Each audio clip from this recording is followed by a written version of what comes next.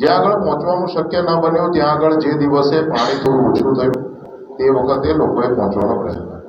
એક એક કાર્યકર્તા પાર્ટીનો અમે સૌ ડે 1 થી ફિલ્ડમાં હતા, લોકોની વચ્ચે હતા, અને તો પણ લોકો ઘણીવાર આક્રોશ પણ કરે, લોકો ઘણીવાર કોઈ બાબતે અમે ના પહોંચી શકીએ તેનું દુઃખ પણ વ્યક્ત કરે. આ દુઃખ સાંભળીને પણ અમે લોકોની સાથે રહ્યા અને આજે જે પ્રકારનું કૃત્ય કોંગ્રેસ પાર્ટી દ્વારા કરવામાં આવ્યું છે, એક વડોદરાના નાગરિક તરીકે પણ ખૂબ દુઃખ થાય છે કે જ્યારે કોઈ પ્રકારે સ્મશાનની અંદર ગીધડાઓ આવી જાય અને પછી માત્ર ને માત્ર પોતાના સ્વાર્થ માટે થઈને ઉપર ફર્યા કરે. આ પ્રકારે જ્યારે પૂરની રાહતની જ્યારે વડોદરાને તાતી જરૂરિયાત હતી ત્યારે તો આમાંથી કોંગ્રેસનો એક પણ પટ્ટાવાળા જોવા ના મળ્યા આપણને. વડોદરામાં પૂરની સ્થિતિ બાદ ભારે નુકસાન જોવા મળી રહ્યું છે. શહેરની 40% કાર પૂરના પાણીમાં ગરકાવ થઈ ગઈ હતી. 10,000 જેટલી ગાડીઓ રિપેરિંગમાં લવાઈ. ડીલરોને કાર મૂકવા માટે પ્લોટ ભાડે રાખવાની ફરજ પડી. એક ડીલરો પાસે 400થી વધુ કાર આવી. ડીલરોને ત્યાં કારના સ્પેરપાર્ટ ખૂટી પડ્યા. 10,000 જેટલી ગાડીઓના રિપેરિંગમાં દિવાળી સુધી સમય લાગશે. કારનું રિપેરિંગની કોસ્ટ ઓછામાં ઓછી 50,000 જેટલી થઈ રહી છે. કારના નુકસાનને સેગ્રીગેશન કરીને તેની સર્વિસ કરવામાં આવી રહી છે. અનેક કારના પાર્ટ્સ ઉપલબ્ધ નહીં હોવાથી બહારથી તેને મંગાવવાની ફરજ પડી છે. તો બીજી તરફ આરટીઓ અધિકારી કહી રહ્યા છે કે કાર ડીલરો વીમા કંપનીઓ સાથે બેઠક કરી કાર માલિકોને તકલીફ ન પડે તેની તકેદારી રાખવા સૂચના આપી રહ્યા છે અને જલ્દી કાર રિપેર થાય, જલ્દી વીમા મંજૂર થાય તે અંગે ટકોર કરી રહ્યા છે.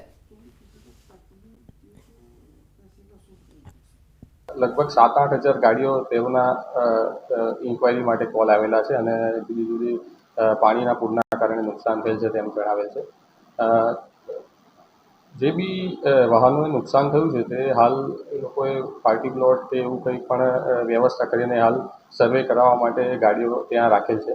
એટલે અમે એમને એવી સૂચના આપી છે કે જેવું પણ સર્વે થઈ જાય 3 દિવસમાં સર્વેયરોને પણ સૂચના આપવામાં આવી છે તંત્ર દ્વારા. તો સર્વે થયા બાદ તરત જ ઝડપથી ગાડી સર્વિસ કરી અને જે બી પાર્ટ્સ છે એનો નિકાલ કરી તાત્કાલિક સર્વિસ કરવામાં આવે. વડોદરા શહેરમાં પૂરની પરિસ્થિતિ સર્જાઈ હતી ત્યારે ખૂબ જ મોટા પ્રમાણમાં 2 વ્હીલર અને 4 વ્હીલર જે છે તેને નુકસાન થયું હતું. મોટાભાગના વાહનો જે છે તે પાણીમાં ગરકાવ થઈ ગયા હતા. ત્યારે જે 4 વ્હીલર ચાલકો છે એટલે કે કારના માલિકો છે તેમની સ્થિતિ આજે પણ કથળેલી જોવા મળી રહી છે. કારણ કે જે રિપેરિંગ માટે કાર આપવામાં આવે છે એ કાર જે છે તેને રિપેરિંગ થવામાં ઘણો લાંબો સમય લાગી શકે તેવા પ્રકારની પરિસ્થિતિ જે છે તેનું નિર્માણ થયું છે. વડોદરા શહેરની વાત કરીએ તો લગભગ 40% જેટલી કાર જે છે તે પૂરના પાણીમાં ગરકાવ થઈ ગઈ હતી અને 10,000 જેટલી જે કાર છે તેના રિપેરિંગમાં હજી દિવાળી સુધી જેટલો સમય જે છે તે લાગી શકે તેવી શક્યતાઓ જે છે તે સેવાઈ રહી છે. અહીંયા બીજી મહત્વની વાત એ છે કે કાર માલિક જ્યારે કાર રિપેરિંગ માટે આપે છે ત્યારે તેમાં ઓછામાં ઓછો 50,000 રૂપિયા જેટલો ખર્ચો જે છે તે થાય છે. એટલે કે કાર માલિકોએ જે ખિસ્સું હલકું કરવાનો વારો જે છે તે આવી શકે છે. બીજી વાત કરીએ તો આટલા મોટા પ્રમાણમાં જ્યારે 4 વ્હીલર કાર જે છે તે પૂરના પાણીથી પ્રભાવિત થઈ હતી, ખરાબ થઈ ગઈ હતી, ત્યારે જે ડીલરો છે તેમની પાસે આ રિપેરિંગમાં આવેલી કાર જે છે તે મૂકવા માટેની જગ્યા નથી, જેના કારણે ડીલરો છે તે ખાનગી પાર્ટી પ્લોટ છે તે ભાડે લેવા માટે મજબૂર બન્યા છે. બીજી વાત કરીએ તો જ્યારે આટલી મોટી સંખ્યામાં કાર જે છે તે રિપેરિંગમાં આવતી હોય ત્યારે જે સ્પેરપાર્ટ છે તેની પણ ડિમાન્ડ ખૂબ વધી ગઈ છે. વડોદરા શહેરમાં 4 વ્હીલર કારના જે સ્પેરપાર્ટ છે તે ખૂટી પડ્યા છે. એટલે જે ડીલરો છે તેમના દ્વારા જે સ્પેરપાર્ટ છે તે બહારથી મંગાવવાની ફરજ જે છે તે પડી રહી છે. હાર્દિક દીક્ષિત, ન્યૂઝ 18 ગુજરાતી, વડોદરા. સુરતના સૈયદપુરા પથ્થરમારા કેસમાં મોટો ખુલાસો સામે આવ્યો છે. પથ્થરમારા પ્રકરણમાં મદરેસાઓની તપાસો ધમધમાટ સામે આવ્યો છે. શહેરમાં 90 મદરેસા, ઘણી હોસ્ટેલ પણ આવેલી છે. હાલમાં એસઓજીની ટીમ સર્ચની કાર્યવાહી કરી રહી છે. રાંદેર ટાઉનથી તપાસની શરૂઆત કરવામાં આવી છે. રાંદેર ટાઉનમાં આવેલા મદરેસા અને હોસ્ટેલમાં તપાસ કરવામાં આવી રહી છે. તમામ હોસ્ટેલ અને મદરેસામાં રાજ્ય બહારના વિદ્યાર્થીઓ અને મૌલવીઓ અને મૌલાનાઓ આવે છે. પથ્થરમારાની ઘટનામાં સુનિયોજિત કાવતરાની આશંકાના પગલે તમામ મદરેસાઓમાં એસઓજી દ્વારા સર્ચ હાથ ધરવામાં આવ્યું છે. વધુ માહિતી મેળવીશું ફોન લાઈન પર સંવાદદાતા કીર્તેશ જોડાઈ ચૂક્યા છે. કીર્તેશ, જે રીતે મદરેસામાં એસઓજી દ્વારા સર્ચ કરવામાં આવી રહ્યું છે, વધુ માહિતી શું સામે આવી રહી છે?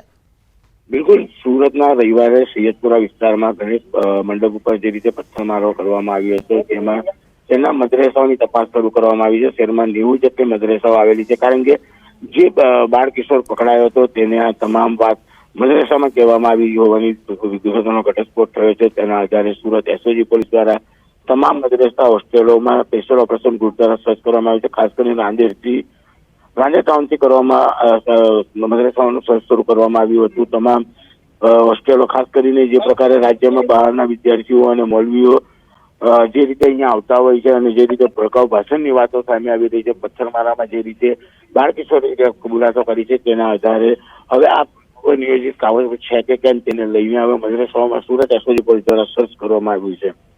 આભાર કીર્તેશ માહિતી બદલ.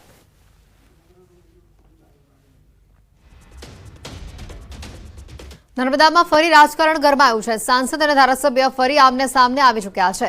ક્ષેત્ર વસાવાના આરોપ પર સાંસદનો જવાબ સામે આવ્યો. સાંસદ મનસુખ વસાવાએ વળતો જવાબ આપ્યો છે. ક્ષેત્ર વસાવા વિપક્ષમાં છે એટલે વિરોધ કરે, ઘર્ષણ કરવાની તેમની આદત છે. ક્ષેત્રનો સ્વભાવ લોકો સાથે ઘર્ષણ કરી પ્રસિદ્ધિ મેળવવાનો છે. કર્મચારીઓનો ઉપયોગ સદસ્યતા અભિયાનમાં કર્યાનો પણ તેઓએ આરોપ લગાવ્યો છે.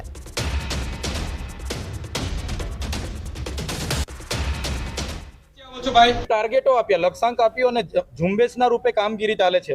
આજે પણ બધા કર્મચારીઓ ગામડામાં છે, તો સરકારી કર્મચારીઓને આટલા બધા પ્રશ્નો છે તે દેખાતા નથી અને બીજેપીના સભ્યની નોંધણીમાં બધા ફરે છે. એટલા માટે અમે આજે હજારોની સંખ્યામાં અહીંયા રજૂઆત કરવા માટે આવ્યા છે. જો અમને અટકાવવામાં નહીં આવે, એમના પર કાયદેસરની કાર્યવાહી કરવામાં નહીં આવશે તો 5 દિવસ પછી ફરી અમારું મોટું આંદોલન અહીંયા થશે. એનો સ્વભાવ છે, એનો તો એક સ્વભાવ છે ગમે તેને ફોરેસ્ટના લોકો સાથે ઘર્ષણ કરવાનું, જીબીના લોકો સાથે ઘર્ષણ કરવાનું, પોલીસની સાથે ઘર્ષણ કરવાનું, અમારા લોકો સાથે ઘર્ષણ કરવાનું. એની આદત છે, એને તો ટેવ જ છે. એ પ્રસિદ્ધિ મેળવવા માંગે છે. સુરતથી સમાચાર આવી રહ્યા છે. આમ આદમી પાર્ટીના કોર્પોરેટર સામે એસીબીમાં ફરિયાદનો મામલો સામે આવી રહ્યો છે. એસીબીએ આમ આદમી પાર્ટી કોર્પોરેટર જીતેન્દ્ર કાછડિયાની ધરપકડ કરી છે. 2 કોર્પોરેટર સામે ધમકી આપ્યાની પણ ફરિયાદ નોંધાવાઈ છે. મલ્ટી લેવલ પાર્કિંગના કોન્ટ્રાક્ટ આપવા ધમકી આપીને 10 લાખની લાંચ માંગી હતી. આમ આદમી પાર્ટીના કોર્પોરેટર જીતુ કાછડિયા અને વિપુલ સુહાગિયા ગુનામાં આરોપી ઠર્યા છે. અગાઉ આમ આદમી પાર્ટીના કોર્પોરેટર વિપુલ સુહાગિયાની એસીબીએ ધરપકડ કરી હતી. ગુનો દાખલ થયા બાદ જીતેન્દ્ર કાછડિયા ભાગતા ફરતા હતા.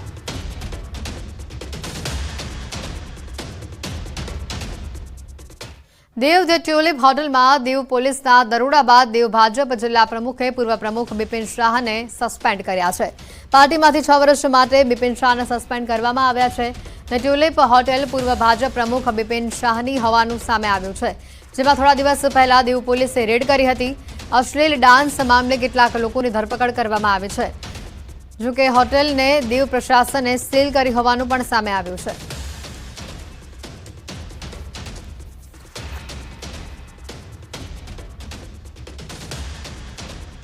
સુરેન્દ્રનગરમાં બેદરકારી બદલ 2 સરપંચોને હટાવવામાં આવ્યા છે. મૂળી અને થાનના 2 ગામોના સરપંચને હટાવાયા છે. 2 ગામોના મહિલા સરપંચને હોદ્દા પરથી દૂર કરાયા છે. ભેટ અને વિલાળા ગામના સરપંચોને હટાવાયા છે. ગેરકાયદેસર કાર્બોસેલનું ખોદકામ છતાં બેદરકારી દાખવી હતી. સરકારી વિભાગ કે તંત્રને ખોદકામ અંગે જાણ કરી ન હતી. બેદરકારી દાખવવા બદલ હોદ્દા પરથી બંનેને દૂર કરાયા છે. કાર્બોસેલના ખોદકામ દરમિયાન શ્રમિકોના મોત થયા હતા.